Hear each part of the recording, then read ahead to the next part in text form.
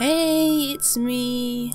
I'm finally getting around to outputting some video content that doesn't necessarily suck, with relatively decent audio for once. You can thank all my incredible supporters over on Patreon for this upgrade, because without them it wouldn't have been possible. So thank you very much, guys. Still kind of sick. I've had the flu all week and you've no doubt heard me whining about it over and over again on Instagram. You're probably sick of hearing it as much as I'm sick of having it. I'm starting to feel a little bit better. With this Swish new mic you can probably hear all the snot squelching about in my nose.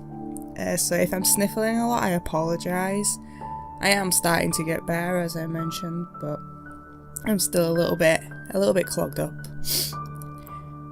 Anyway, this is a Julian-centric video. You're watching the painting and finishing process of this art of him that I started yesterday. I already inked it and I'm just going to be painting it now, colouring it in. And I'm going to be talking about him as a character and answering a couple of questions that I've had over on Instagram as well. But first of all, a few things about the artwork. I'm doing this on Bristol Board on the shiny side rather than the slightly rougher side, because I find that the shinier side is better for inks. They don't sink in quite as quickly. I'm using Windsor and Newton drawing inks for both the line work and the colouring. And at the end you'll see me use two different white pens, both a Pilot brand, but one is a rollerball gel pen and the other is a Supercolour permanent ink pen, I believe. Also, halfway through there is a cut between the painting that goes straight into me starting the actual shading line work. The reason for that is because halfway through me doing the colouring, my camera had some small technical difficulties. It kind of stopped recording and I didn't realise until I'd finished, and it was way too late. So I apologise for that. But hopefully it's still somewhat watchable.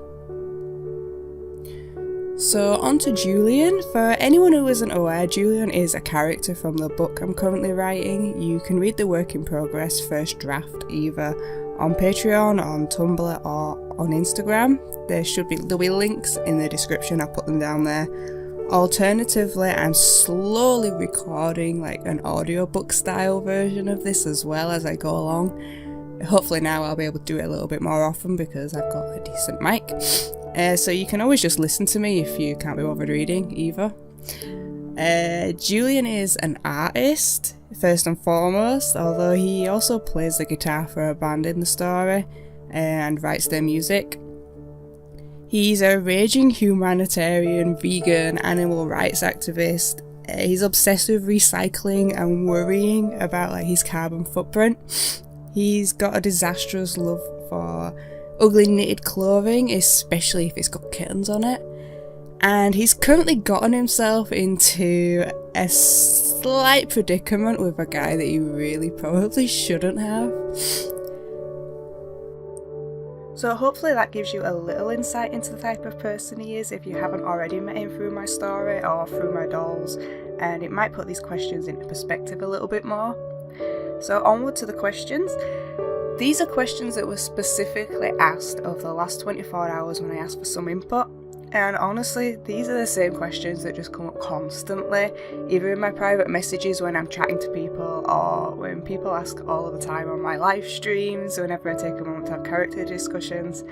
And it's always the same. The first one is always something that I have to duck around because I don't want to give too much away. Because if I do, then I'll spoil the whole story for you guys. And I still want you to continue reading it. So this one was brought up on Instagram again last night by Junori. I hope I pronounced that right. If I haven't, just let me know how to pronounce it for future reference. She's otherwise known as Julian's biggest fangirl, and she's done quite a few really nice pieces of art for me in the past. So I'm just going to shed a little light onto the subject here without giving too much away and ruining what's to come in the story. Junori asks, how does Julian feel about Dom? Because the poor boy always gets told to shut up all of the time. And honestly, it's true, he does. Julian's a big talker, and of course Dominic really isn't. So they don't communicate very well in the slightest. But oh man, this is always such a difficult subject. Julian's very fond of Dom. He's an extremely selfless, extremely giving person, and while he's not like weak-willed or easily led, he does unfortunately seem to allow himself to get swept up in all of these situations that he really shouldn't be in, with people that he really shouldn't be with. And he, just like Dom, unfortunately has this type of guy that he generally finds himself getting into trouble with. And Dom is this kind of fascinating combination of extremely intense, extremely possessive, bullish masculinity, and this very bewildered, slightly curious, slightly naive vulnerability. And sadly, this does make him absolutely irresistible to Julian, because not only does that play into his taste for very traditionally masculine, dominant men, but it also triggers Julian's strong nurturing instinct. And so he just desperately wants to get into Dom's head and help him sort out all of his shit so that Dom can be happy for once. Julian's just very frustrated, very hurt by a lot of the things that Dom says and a lot of the things Dom does, which of course makes everything really quite complicated. And I know I'm probably still tiptoeing around all of this, but there is a quote from one of my previous posts, and it was something that was taken from my notebook that I write all of my story ideas and a lot of my scenes in. And the quote was, "Julian doesn't know how to sleep with someone without falling in love with them." And so I will leave it at that and let you guys make of that what you want to make. The next question actually kind of ties in with this one. Bess asks, does Julian think or want him and Dom to be an item? And honestly, realistically speaking, not really. It's probably a bit of a surprise, but see, as much as Julian is a big, soft romantic, he doesn't have this unrealistic expectation of anyone else or anything. Julian knows that Dom has absolutely zero intention of ever getting his shit together. And he knows that he's never going to be able to make this into a proper thing. He also knows that Dom's too proud and too stubborn to ever move beyond what they have. Or whatever it is that they have, in fact. And he's not the type to kind of torture himself with wondering what might be. Unlike Dom, of course. Julian's been hurt before, twice actually, and he's not silly enough to allow himself to expect much more from this. He's the sort who's kind of fine with confidential relationships, you know, he's perfectly alright with kind of like casual sexual relationships. He'd be very good at being, you know, the other bloke if he was, you know, if somebody wanted to cheat on their partner. He'd be a great, you know, little bit on the side, because he's very, very, you know, private, and he's fine with that. But, and while he'd be completely okay with what happens between him and Dom, it's just Dom needs to be honest with him.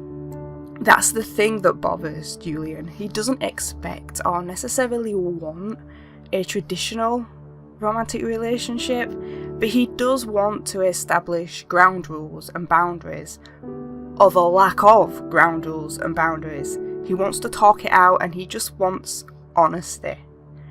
And now Cedar Ann asks, how does Julian feel day to day? This is a very open-ended question, wow. I can say that Julian, like the majority of creative types, he tends to have a close relationship with this type of melancholy and loneliness that plagues most artists, unfortunately. Generally, day to day, he's quite happy, and that's because he surrounds himself with people and positivity, and he's always keeping himself busy, whether that's by painting or studying, socialising, or rather flirting with his friends, or getting involved in a lot of charity work. He makes sure to keep himself occupied all of the time so that he doesn't have time to allow those negative thoughts and feelings to creep in. He does have a lifelong problem with depression. He's at a point currently where he self-medicates because he's tried all of the available options and they've kind of failed him. So his fondness for vintage whiskey isn't just this self-indulgent hipster artist thing, although it does come across that way. He's at a point currently where it's almost more of a placebo than actually effective though, and that's because he doesn't drink to get like blackout drunk. He has a glass or two before bed every night to help him sleep, and it tends to help him a lot better because he's plagued with constant nightmares. He's also very secretive and very private about this, so nobody's actually really clocked on that this is a problem yet, and that includes himself, to be fair. Like, he doesn't see this as a problem either yet, but maybe that's something that's for me to explore a bit later on. It does become a rather more important plotline. And that's that. I hope that maybe this has shed a little bit of light on a few subjects that I tend to skirt around and answered some of those more niggling questions. I know I still didn't go very in-depth with these, but I still don't want to spoil the rest of the story for you guys. If there's anything else you want me to discuss about any of the characters in my story, just drop me a line somewhere. Either leave a comment on this video or message me on Instagram. You guys know where to find me right now. Maybe I can put together a few more videos in this similar format. Thank you for your questions, and I'll leave you now to watch the rest of this painting in peace.